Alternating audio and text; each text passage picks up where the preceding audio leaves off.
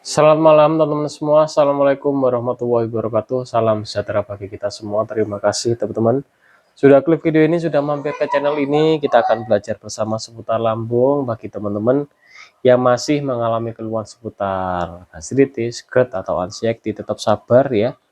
Setiap orang terkadang berbeda-beda yang dialami. Ada yang dada panas. Dada panas itu perhatikan, itu LPR ya, atau asam lambungnya, cairan asam lambungnya sudah mulai melukai area esofagus yang ada di tenggorokan.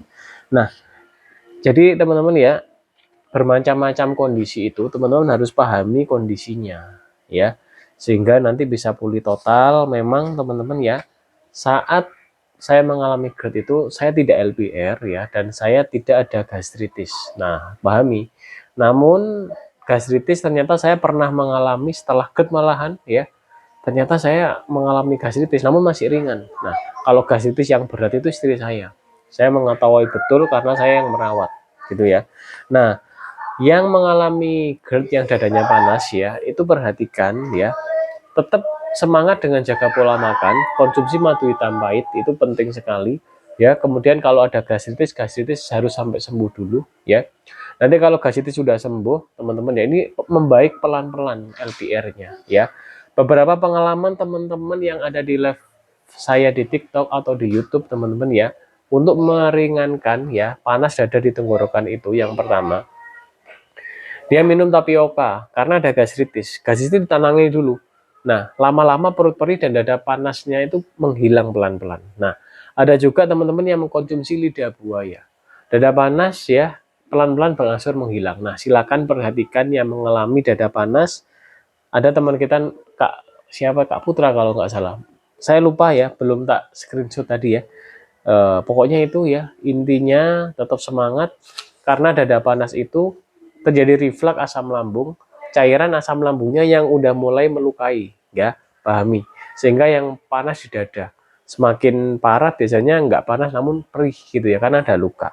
Oke teman-teman, di video ini saya akan menjelaskan pengalaman saya, barangkali bisa bermanfaat. Jadi saya ulang-ulang ya videonya biar ditemukan lagi oleh teman-teman yang mungkin mengalami GERD yang disertai dengan anxiety, namun tidak ada gastritis dan tidak ada LPR atau dada panas. Perhatikan, yang mengalami GERD yang disertai dengan anxiety atau kecemasan berlebih ya, yang tidak ada gastritis atau peradangan lambung, dan tidak ada dada panas atau LPR. Perhatikan video ini baik-baik apabila ingin meniru atau menerapkan cara yang saya laksanakan ya. Bagi teman-teman yang mungkin udah mengetahui caranya, ya udah nggak apa-apa, ditonton aja ya, karena video seperti ini teman-teman ya akan bermanfaat beberapa bulan atau beberapa tahun ke depan. Jadi saya membuat video ini manfaatnya mungkin sekarang hanya kepada beberapa orang atau teman-teman, namun nanti teman-teman ya, beberapa bulan atau beberapa tahun atau bertahun-tahun itu akan memberi dampak yang luar biasa. Ketika ada teman kita yang mungkin sekarang usia 20, kemudian beberapa tahun lagi usia berapa gitu ya, mengalami keluhan yang sama, kemudian melihat video ini. Karena saya tidak mendoakan dia mengalami keluhan, enggak. Karena apa teman-teman ya, ini menurut pandangan saya, kalau pola makan masyarakat Indonesia tidak diubah pelan-pelan ya, rentan mengalami GERD ya dalam usia di atas 30 atau di atas 40. Secara alami asam lambung kita mengalami apa ya, penurunan keasaman secara otomatis seiring bertambahnya usia ya. Apalagi kalau pola makan tidak dijaga. Nah, itu oleh karena itu pola makan harus dijaga, dan cara yang lebih efektif yaitu kita harus sering puasa. Maksudnya sering puasa itu kita mempunyai jadwal khusus untuk menjaga perut kita ini agar kosong dalam waktu beberapa jam ya, entah 6, 8 ya. Mohon maaf, perut kosongnya itu entah minim 12 jam, entah minim 14 jam atau 18 jam, bahkan 24 jam. Saya kemarin tuh nyoba puasa nggak sahur ya. Jadi saya terakhir makan jam 7 malam, kemudian sahur cuma minum air putih, kemudian nanti buka maghrib ya, kurang lebih itu hampir dari 24 jam itu nggak kemasukan makanan. memang enak sekali ya di badan. Namun karena saya masih belum terbiasa, beberapa hari saya coba gitu lagi nggak kuat saya teman-teman. Jadi seperti apa ya, lemes gitu. Wah ini memang harus latihan gitu ya. Puasa itu memang dilatih pelan-pelan. Oke teman-teman, cara penanganan yang pernah saya laksanakan silakan disimak teman-teman ya. Saya catat ada 9 poin, namun mohon maaf nggak tak tulis di sini ya, karena nulis di sini ngeditnya itu cukup ini ya, cukup harus sistematis ya. Jadi saya bacakan aja cara yang pertama, pemulihan GERD yang disertai dengan anxiety dengan catatan non gastritis non LPR. Tak tulis judul besarnya saja ya. Oke, perhatikan cara yang pertama yaitu rutin puasa minim 1 minggu sekali. Nah, rutin puasa minim 1 minggu sekali, puasanya seperti apa yang dimaksud ya, yaitu puasa nggak makan nggak minum, artinya puasa yang dilaksanakan seperti umat muslim atau umat Islam. Nah, ada sahur ya jam 3 pagi, kemudian nggak makan nggak minum sampai maghrib. Nah, lebih baik lagi kalau kita puasa Daud, sehari puasa sehari tidak. Saya dulu melaksanakan seperti itu berbulan-bulan. Sekarang puasa, besok tidak. Sekarang puasa, besok tidak gitu ya. Agar apa? Membiasakan perut kita kosong itu adalah teknik pemulihan dari asam lambung secara alami.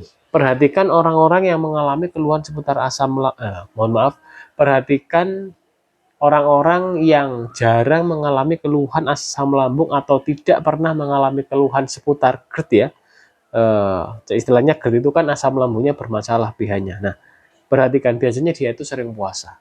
Nah, saya dulu terkadang karena saya jarang banget puasa, ya, terlalu sering makan. Nah, oke teman-teman, langkah yang kedua ya setelah rutin puasa menanganinya yaitu stop beberapa makanan seperti terigu, ketan, kedelai, minyak-minyak sawit ya, makanan goreng dengan minyak sawit, makanan berpengawet, makanan berpewarna ya. Karena beberapa makanan ini menimbulkan apa ya, reaksi yang nggak bagus di tubuh kita ya. Istilahnya yang kedelai ini mengandung alergen, kalau terigu ini mengandung gluten, kalau ketan ini diolah sulit. Nah, minyak sawit ini dalam makanan hasil dari minyak sawit itu terkadang mengandung ada kandungan lemak transnya, istilahnya terlalu berlemak. Nah, kemudian makanan berpengawet mengandung bahan-bahan kimia dan sama makanan berpewarna juga bahan-bahan kimia. Jadi tubuh kita itu sangat sensitif. Itu yang ada gut anxiety-nya. Ya, kemudian langkah yang ketiga, rutin meditasi atau olah nafas dan jaga pola pikir. Gitu ya. Pola pikir seperti apa? Nggak boleh stres ya. Jadi minimkan stres. Kita harus banyak menyadari kepada saat ini, teman-teman ya, dan menikmati hari ini, mensyukuri hari ini ya. Itu harus lebih kita upayakan dan rutin meditasi, sering menenangkan pikiran, olah nafas gitu ya. Itu bisa cepat membaik. Oke, langkah yang keempat konsumsi probiotik. Kemudian langkah yang kelima konsumsi madu hitam ya. Kemudian langkah yang keenam konsumsi rempah-rempah semisal bikin air kunyit, air jahe, air kunyit serai, daun salam gitu. Itu juga manfaatnya luar biasa. Kemudian langkah yang ketujuh setelah makan jangan langsung minum 1 gelas. Setelah makan maksimal minum 3 teguk saja. Kalau mau minum 1 gelas tunggu di waktu setengah atau 1 jam ya. Setelah makan ya, makan ya. Biasanya kan seret ya, minum 3 teguk aja. Gitu. Nah, kalau mau minum 1 gelas air tunggu setengah atau 1 jam. Gitu ya. Kemudian langkah ke-8, jendela makan antara makan pagi siang sore atau jendela makan pertama dan kedua ya, minim 3 sampai 4 jam ya. Jadi semisal kita makan jam 8 pagi, kita baru boleh makan lagi nanti sekitar 3 jam atau 4 jam. Berarti jam 9, 10, 11. Jam 11 atau jam 12 baru boleh makan lagi. Kita tidak boleh terlalu sering makan ya. Makan dikit-dikit sering nggak boleh. Itu pemulihan GERD secara alami seperti itu. Kemudian langkah yang ke-9 setelah makan ya, minimal kalau mau berbaring minim 3 atau 4 jam. Misal teman-teman mau tidur siang atau berbaring siang atau istirahat siang, semisal istirahat siang jam 1 gitu ya. Teman-teman boleh kemasukan makanan berarti berapa? 3 jam sebelum jam 1, jam 10. Atau kalau mau istirahat siang atau tidur siang jam 2, berarti jam 1 terakhir itu terakhir makan. Nggak boleh setelah makan jam 11 rebahan jam 12, nggak boleh ya. Itu caranya seperti itu. Nah, kesembilan cara ini teman-teman itu adalah cara yang dulu saya laksanakan ya. Barangkali mungkin teman-teman sudah menyimak video-video saya yang lama ya, cara-cara itu saya bahas terus karena itu cara-cara saya sendiri ya. Saya menemukan cara itu sehingga saya pulih gut dalam waktu 9 bulan. Nah, untuk pemulihan anxiety-nya lebih lama karena anxiety itu harus menjaga pola makan jangka panjang.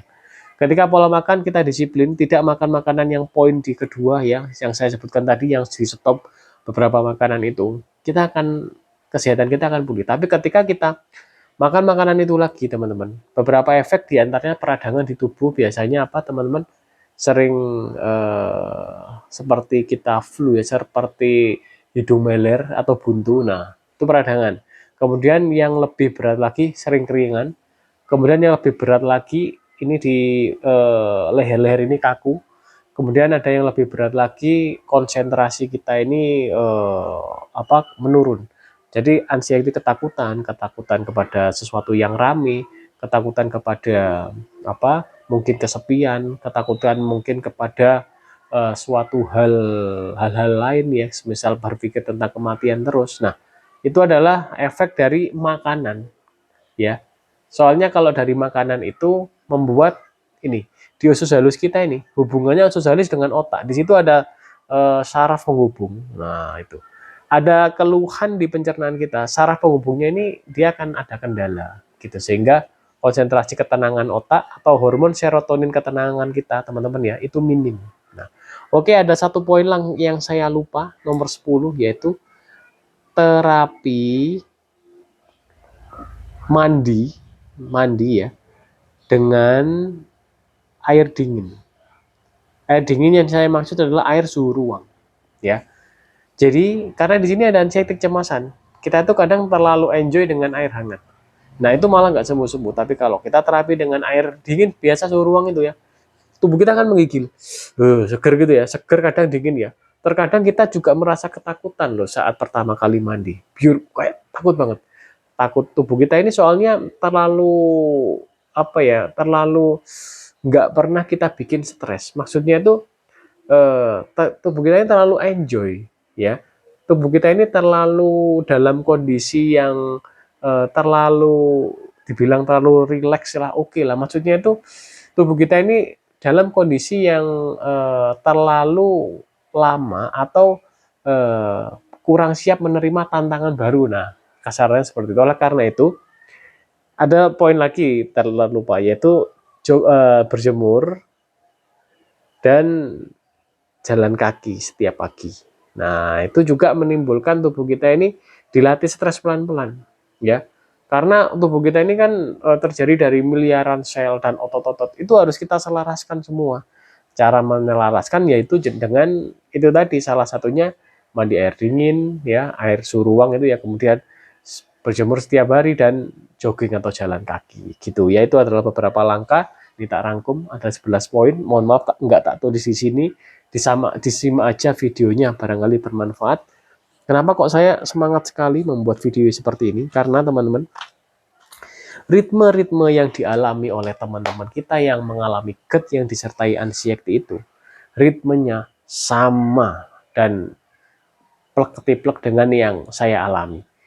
Ini ada teman di TikTok ya, sulit tidur. Sama saya dulu juga gitu, sulit tidur. Di Facebook saya juga lihat dia memilih untuk ke psikiater dan berkata bahwa kesembuhan ada di psikiater. Dan setiap hari minum obat. Nah, jadi beberapa langkah-langkah seperti ini itu menunjukkan bahwa apa, teman-teman? Begitu sulitnya untuk GERD anxiety ini sembuh total, ya.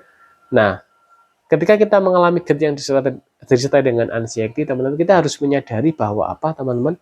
Kita selamanya, mulai sekarang sampai umur kita nanti, waktu di sini kita habis, kita harus terus menjaga pola makan. Kuncinya itu, yang ada anxiety loh ya. Karena anxiety itu terkait dengan apa? Usus halus kita. Kesehatan usus halus kita. Oke, di sana garis bawahi. Kesehatan usus halus erat hubungannya dengan anxiety atau kecemasan. Nah, itu kuncinya itu. Bagi yang teman-teman belum ada anxiety atau kecemasan, jangan enak-enakan, maksudnya tetap pola makan dijaga karena setiap orang berpeluang mengalami anxiety. Saya udah bilang, udah jelaskan, anxiety itu nggak enak. Sangat tidak enak sekali. Mengganggu konsentrasi otak kita, mengganggu daya pikir kita, mengganggu aktivitas kita. Ya, berapa persen Kak mengganggunya? Kalau kita tidak bisa mengendalikan, hampir mendekati 90% bisa terganggu aktivitas harian kita. Namun kalau kita bisa mengatasi, banyak orang yang menyatakan bahwa kita harus cuek dengan sensasinya. Itu memang benar. Maksudnya cuek itu teman-teman ya, kita itu harus semangat ya. Dan otak-otak atau pikiran-pikiran yang menakut-nakuti itu jangan dipercaya ya. Nah, kepercayaan dengan apa? Dengan semangat kita sendiri. Semangat apa? Semangat bahwa kita sehat ya, kita bahagia teman-teman ya, dan kita bisa beraktivitas normal. Karena teman-teman ya banyak yang mengalami dengan derajat anxiety itu teman-teman aktivitasnya terganggu. Memang itu benar ya, saya alami sendiri. Saya sekarang masih proses pemulihan tenaga itu ya kalau dibandingkan dengan dulu sebelum GERD itu kurang lebih masih 80%. Belum menyentuh 90, belum. Karena apa teman-teman? Tidak seperti dulu yang saya kuat semisal kita nyetir jangka panjang, kita apa istilahnya mungkin apa begadang mungkin gitu ya. Sekarang belum kuat teman-teman. Namun sekarang saya begadang itu sudah mulai kuat. Namun jangan di istilah dibiasakan begadang, jangan. Namun saya hanya mengetes saja bahwa kondisi tubuh saya, semisal saya tidak tidur sampai jam 12 atau jam 1, oke, fine-fine aja. Namun terkadang makanan ini loh, terkadang nggak sengaja atau dengan sengaja makan minyak sawit, makan digoreng minyak sawit sedikit ya, itu ke tenaga itu agak seperti ini, ada penurunan. Penurunan pertama biasanya konsentrasi gitu. Oleh karena itu teman-teman penting banget untuk menjaga pola makan. Ya itu yang bisa saya sampaikan teman-teman ya. Semoga bermanfaat. Intinya kalau ingin sembuh total itu jaga pola makan, dan yang ada anxiety jangan apa istilahnya, jangan terlalu khawatir. Itu dengan menjaga pola makan akan membaik pelan-pelan. Oke teman-teman, terima kasih sudah menyimak video ini sampai habis. Cukup panjang juga ya, jadi kalau memang bosan bisa di skip. Karena ya untuk mengisi waktu dan apa ya teman-teman ya, istilahnya membukukan secara online beberapa pengalaman saya perlu membuat channel ini.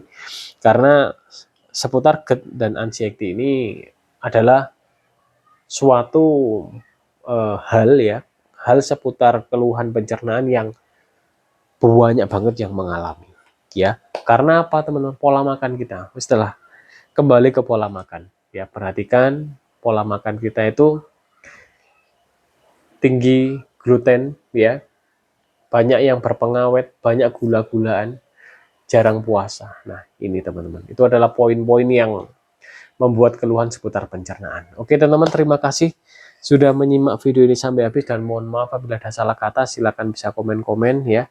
Ya, kita bisa belajar bersama di sini. Semoga teman-teman ya bisa cepat pulih ya, sehingga bisa beraktivitas secara normal. Oke teman-teman semua, terima kasih. Wassalamualaikum warahmatullahi wabarakatuh. Salam sejahtera bagi kita semua. Rahayu, rahayu, rahayu.